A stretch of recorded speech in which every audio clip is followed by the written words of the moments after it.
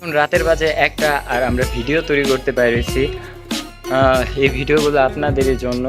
So যদি ভিডিওগুলো ভালো লাগে লাইক কমেন্ট অ্যান্ড শেয়ার, আর যদি এরকমই ভিডিও চান তাহলে অবশ্যই কমেন্টে জানান, এরকম ভিডিও আসতে থাকবে।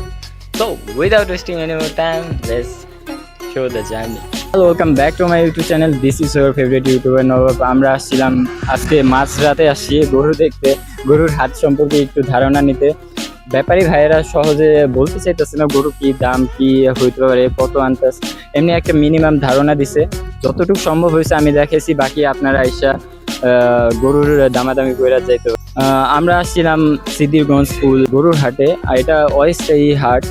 এখানে কোরবানি হিসেবে শুধু গরু আসে। আমরা এখন থেকে গরুর হাটের কিছু তথ্য নিয়ে আলোচনা করব। এখানে আমার ভাই উপস্থিত আছে। ভাই, আপনার নাম কি? আলী হোসেন। আলী হোসেন। ভাই, আপনি কোথা থেকে আসছেন? ঝিনাইদহ থেকে। ঝিনাইদহ। এখানে কয়টা গরু আনছেন ভাই আপনি? 11টা। 11টা। আচ্ছা, আমাদের সামনে এই গরুটা আছে, এটার ওজন কত হবে ভাই? 6 মণ। দাম কত ভাই এটার? প্রত্যাশিত দাম 230 ধরছেন। 6 মণ না?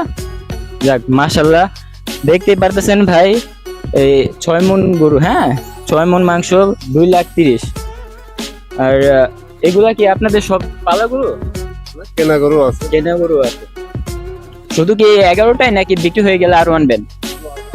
আরো আছে না? আচ্ছা, এটার সম্পর্কে একটু ধারণা নেই, এটা কত হবে? 6 মণে? এটা কি পাল্লায় মাপা? না না, এটা আন্দাজ একটা ধারণা করে না? আচ্ছা, এটাও সেমি দাম কি? সেমি প্রত্যাশিতই 2,30,000।